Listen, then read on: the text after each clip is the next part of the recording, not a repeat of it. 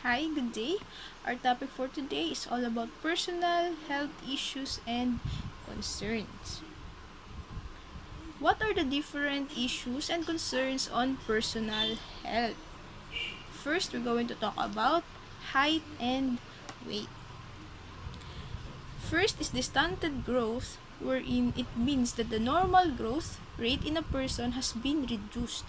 So, yung normal na pagtangkad ng tao ay nabawasan due to the malnutrition in early childhood. Because of being malnourished, the growth rate has been reduced. Next is the underweight. The underweight is your body weight is too low to be healthy. When we say overweight, the increased body weight in relation to weight. So, yung weight mo is over or sobra doon sa mismong normal na weight mo dapat. Next is the obesity. In the obesity naman, it's the extremely fat that is way dangerous to health.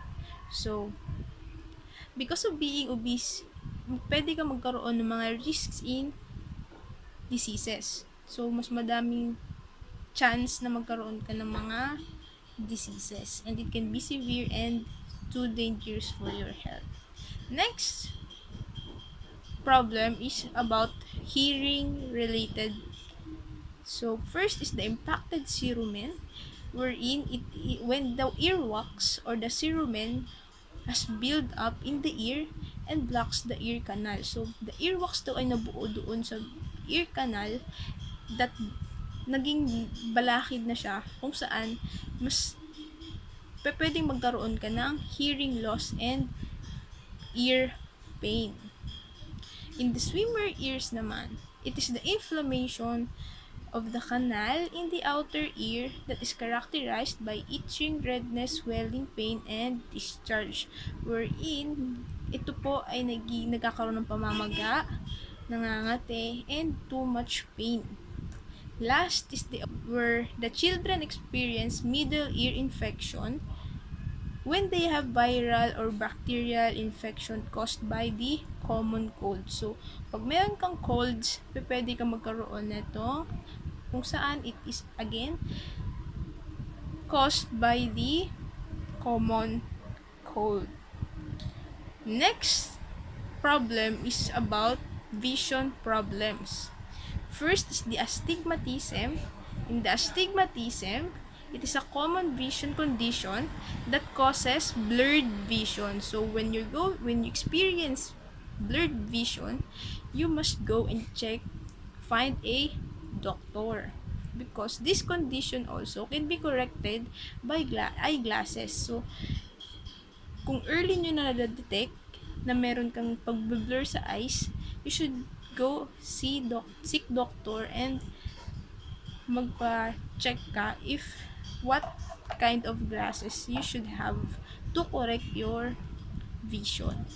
Next is the myopia. Myopia is about the nearsighted person that can see in their near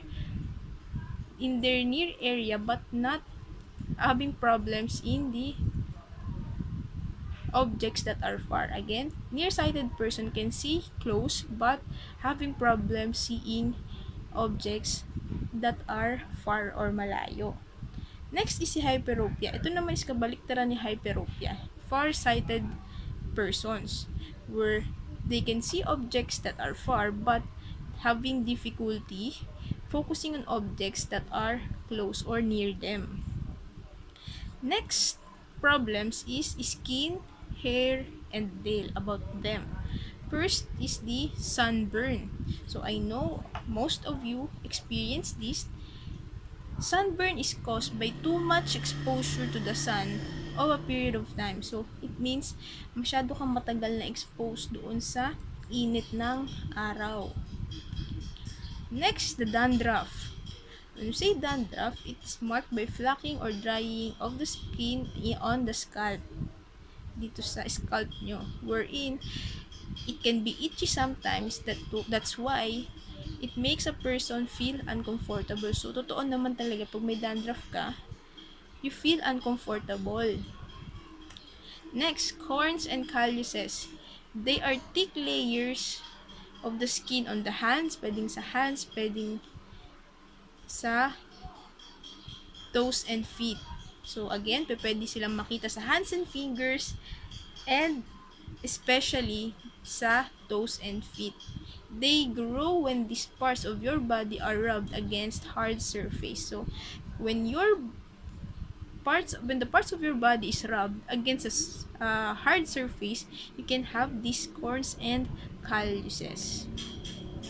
Next is the ingrown toenail. So, bakit nagkakaroon ng ingrown? It is because of the improper trimming and improper footwear. So, dahil daw sa pag-nail cutter nyo na hindi tama and yung footwear or sapatos nyo is hindi rin sakto sa inyo.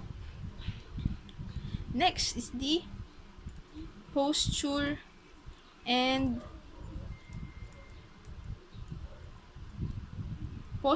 spine disorders. So, about postures. First is the lordosis. The lordosis is a condition when the spine in the lower back has curved excessively. So, yung spinal cord mo daw sa may lower back mo ay nagkaroon ng curve. That's when it occurs. Next is the kyphosis. In the kyphosis naman, the spinal disorder in which an excessive outward curve of the spine results. So, nagkaroon ng excessive outward curve. Pa-outward yung curve ng spine.